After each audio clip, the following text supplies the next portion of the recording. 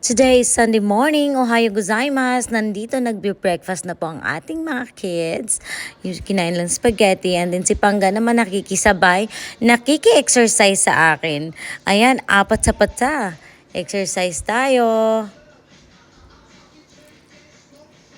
Yan yung na-upload ko nung nakaraan. In-upload ko siyang nauna kasi ang cute kasi ni Pangga. Sumabay siya sa akin mag-exercise. Ang saya-saya kasi. Tapos habang kumakain naman dyan, sila Nene at Kose. Yun nga, kinukulit nga kami ni Kose niyan. Kasi nga, syempre, naiinggit siya. Nagsasayaw kami ni Daddy. Tinutulak niya kaya kami niyan.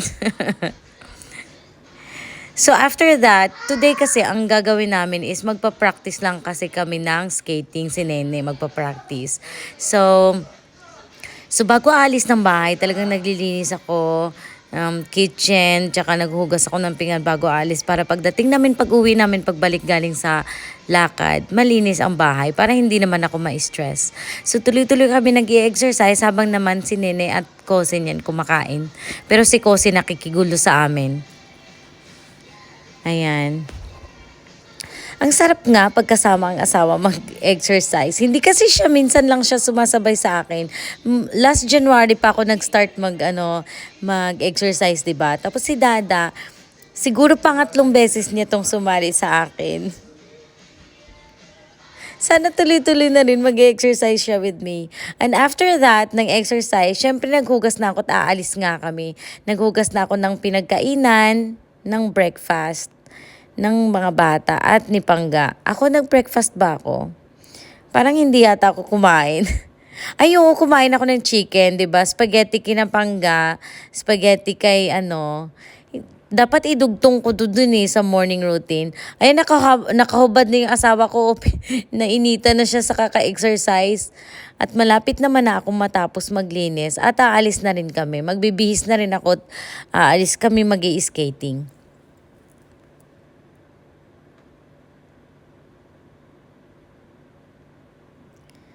Ayan, gustong-gusto ko talagang malinis bago aalis. Malinis ang bahay. So, ayan, malinis na ang ating kitchen at magva-vacuum na lang tayo sa living room. At aalis na tayo. At since mag-i-skating nga pala kami ngayon, kailangan nakahanda yung mga water tumbler namin. So, ihahanda ko na yung aming tubig. Itong blue sa akin. At itong red na Hawaiian din kay Mizzy. Nabili namin to dun sa Mitsui outlet. Nung nagpunta kami doon, nag-dinner kami. Nag-lunch kami doon. Basta nasa ko yan, nasa ibang vlog ko yon. So, nabili namin to doon for 3,500 ang isa. So, ayan, medyo may kamahalan din. From Hawaii kasi siya, Hawaii design. So, nagustuhan talaga namin. Ayan. Ready na ang ating water bottles and then we're ready to go.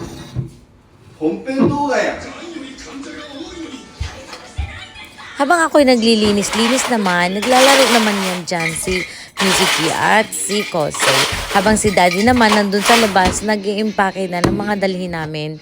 Kasi after namin mag-skating, diretso na kami, 5 o'clock, diretso na kami sa Tayo na Sato, yung pinupuntahan namin na onsen. Doon naman kami kakain ng dinner.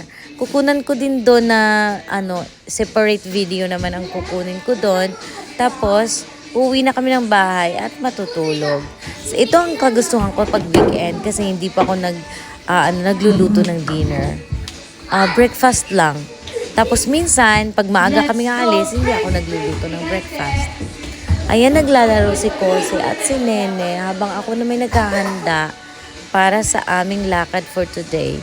Sunday morning. Tonight, Let's have fun.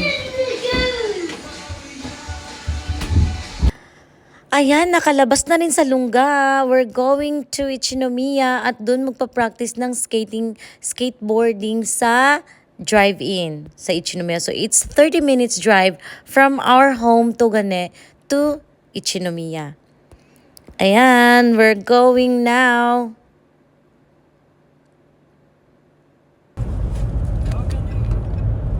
Kulitan naman dyan. Kasi one car lang kami ngayon. Minsan, pag dalawang car ang dinadala namin, nagda-drive ako, nagda-drive si Dada. Ngayon, one car kami, si Dada nagda-drive. I'm just relaxing in the drive seat. Ang ganda no, pag malaki na ang mga bata. Kasi nasa, ano ka na lang, nasa harap ka na. Sila na nasa likod. Unlike before, nasa likod ako, kandong-kandong, karga-karga ko lagi si Kose.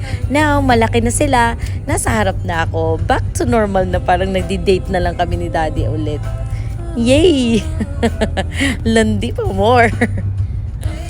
Ayan, so pagdating namin diyan sa sa drive-in, ayan, si Nene nag-practice na. Hindi ko na nakunan nag-practice ako kasi nahulog po ako, guys.